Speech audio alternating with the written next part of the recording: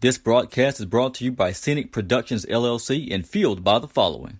Flicka's Tax Service. With tax season just around the corner, visit Flicka's Tax Service in Taylorsville, Mississippi, providing expert knowledge on all returns from 1040EZs to corporations as well as payroll. Flicka's Tax Service. Call 601-785-6900. Southeastern Baptist College, empowering students to reach their spiritual, academic, and athletic potential. Discover the difference at your hometown college. Southeastern Baptist College, equipping the saints. Having AC issues? Does your vehicle no longer drive like new? Head on over to Keys Automotive in Laurel. Keys Automotive specializes in repairing foreign and domestic vehicles. Keys Automotive, located at 623 Arco Lane in Laurel, or call Charles Keys at 601-649-0517. Hey, this is Tony Barnes, running back for Northeast Jones Tigers. Thank you for listening to NEJ Tiger Talk, brought to you by Scenic Productions LLC.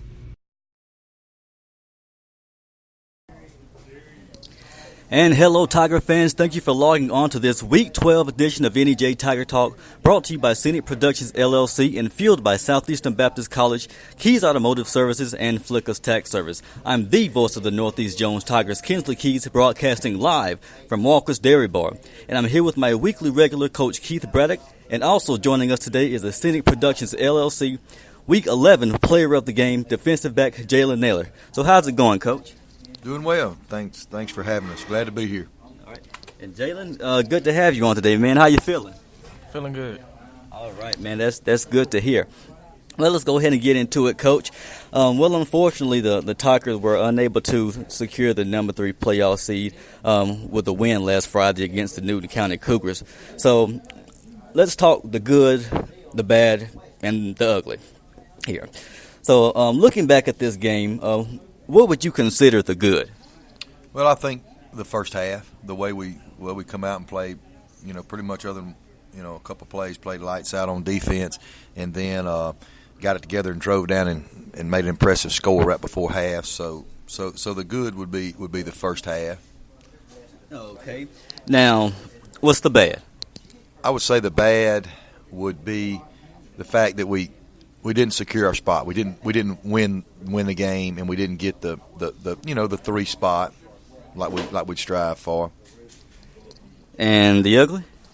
When the second half of the game was what I would say would be ugly. I mean, we got outplayed, and they took it to us, and that was only about the second time all year that's happened, that we played and just hadn't been in a game, but they took it to us. And in defense of our kids, and I'm gonna always defend our kids, we've got to learn how to play each week. And yes, we got better and better each week, and we're a lot better team now than we were.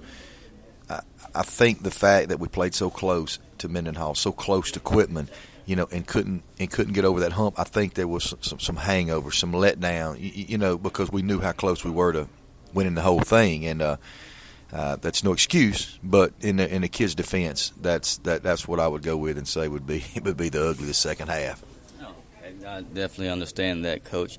Now, it seems in the closing part of the first half and most of the second half, the Cougars' run game really came alive. Did you expect their running game to be so explosive? Well, we knew they were good, and we knew they had a good back. And Newton County's a lot different team right now than they were 2 or 3 weeks ago. They got everybody healthy. They got their backs, back, got their linebacker back. It wouldn't surprise me if right now they may not be the best team in the division. They're a lot better than they were the previous couple of weeks. They've been pretty good the last 3 weeks, I should say.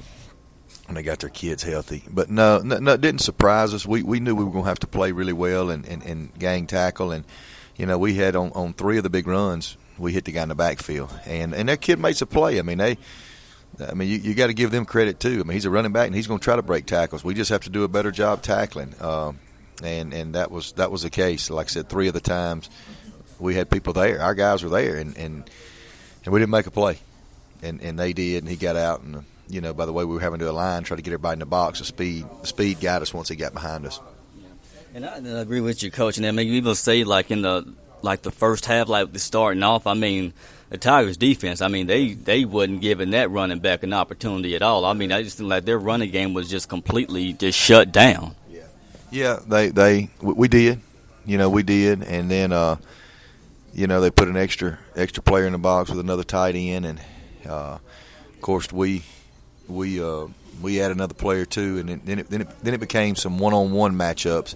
And there was a couple times we didn't win them, and then he got out in space and was able to outrun us. And he's done that on film a few times. He's a good player, and we just didn't get it done. Now, honestly, the weather became a bit extreme during the game. I mean, I was up there freezing, Coach, to be honest with you. And now with the temps, they were dipping into the lower 40s around halftime. So do you think that had an effect on the defense's ability to create stops and the offense's ability to pass? None whatsoever. You always get cold, Kensley. I saw you about 70 degrees, man. You had a toboggan on. Second time you come out to the jungle for a game, man. It was in dang early September. No, honestly, when you're out, that's not really cold enough. Those kids out there running and jumping around and playing, it's not really. Now, standing on the sideline, if you're one of the guys standing over there not playing, yelling "Go Tigers," you might have got chilly. But the guys that's out there playing, that didn't have an effect one way or another.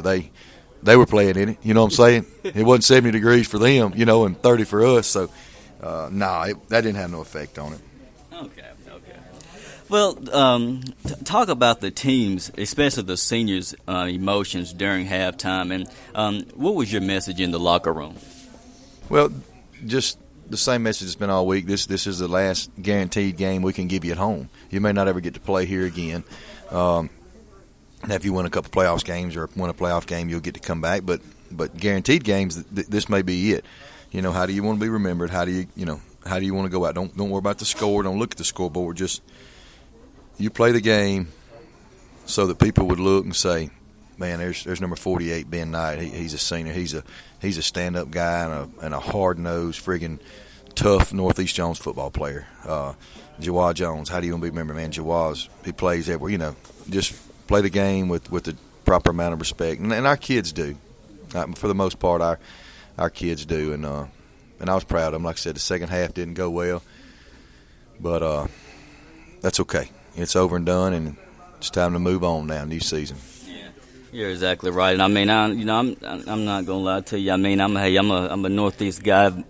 Been ever since I played football my senior year, and just talking to the guys. I mean, getting the recording the promos with them, before the game, I got kind of emotional myself. And, I'm talking to, Mason. I'm like, man, this is like the last time that I will interview this guy, the quarterback.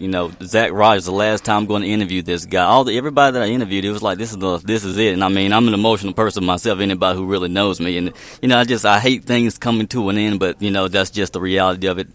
Things that just happen that way. Yeah. But now, going into the postseason as the fourth seed, what does the Tigers' playoff picture look like now?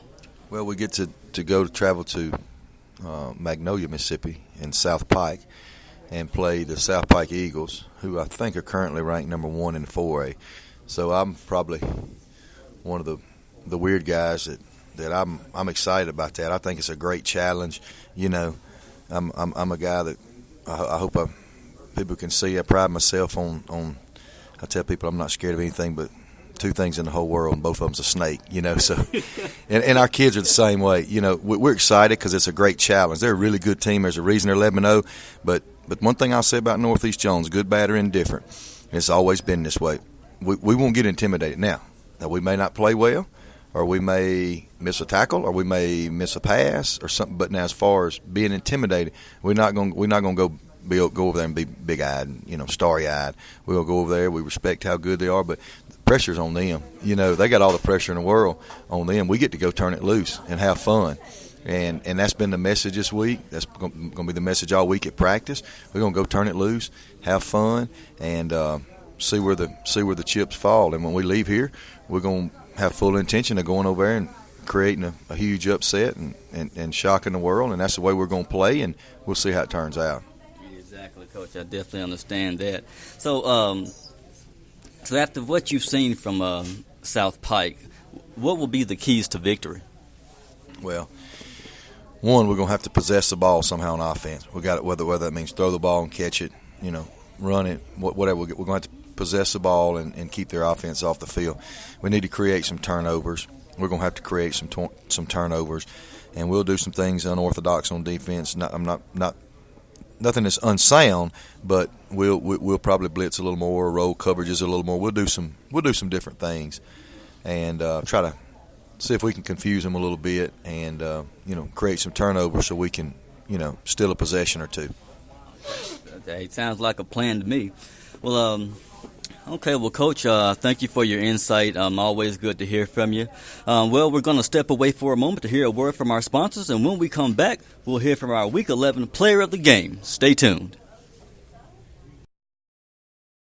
This broadcast is brought to you by Scenic Productions, LLC, and fueled by the following.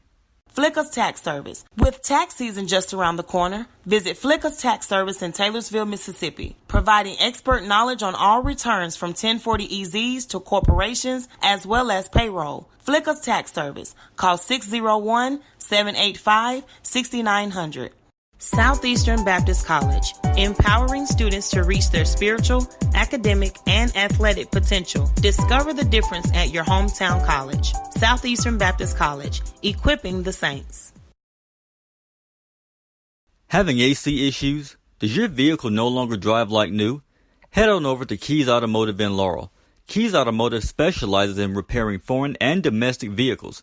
Keys Automotive, located at 623 Arco Lane in Laurel, or call Charles Keys at 601-649-0517.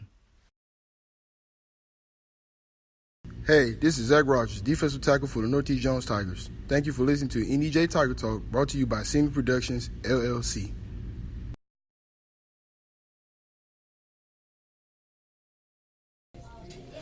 And welcome back to NEJ Tiger Talk, brought to you by Scenic Productions, LLC, and fueled by Southeastern Baptist College, Keys Automotive Services, and Flicka's Tax Service. Now, before the break, we heard from Tigers head coach Keith Braddock. Now we turn our attention to our Week 11 Player of the Game, defensive back Jaylin Hudson. Jaylin, how you doing today, man? Oh, I'm doing good today. I'm doing good. That's good.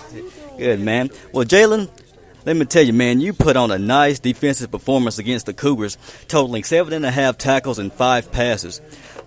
Now, 5 pass breakups. Now, it seems you were playing with a ton of confidence. Where would you say that motivation to play with such confidence comes from?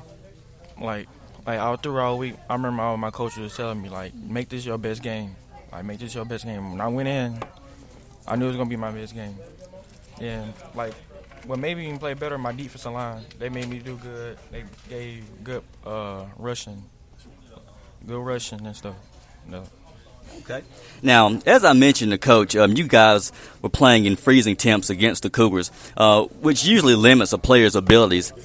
How did you manage to stay focused on the game instead of worrying about the elements?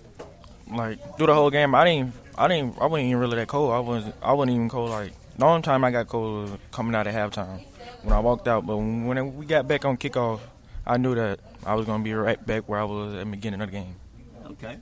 So in other words, the temps really, really don't bother you. Coach was saying before the show, when you really get into game mode, the temps really don't bother you. Is that you really get hot as a player because you're doing so much. It's got the adrenaline rushing, so that makes a lot of sense. Jaylin, last Friday was the last game in the jungle for the regular season for many of your teammates. What are your emotions considering this is your final season with those guys? It made me sad because I've been playing with them guys since Pee Wee and stuff, going against them. But it's gonna be sad how they leaving this their last home game. I'm gonna miss that. And that's understandable. Well, Coach, just as you've done with previous players of the game, talk about what Jaylin brings to the table as a player. Well, I'll brag on Jaylin in just a minute, but we got a celebrity just walked in, Walker's Dairy Bar, Miss Vanessa Timms, none other than the great Reggie O'Dean's mom. So we got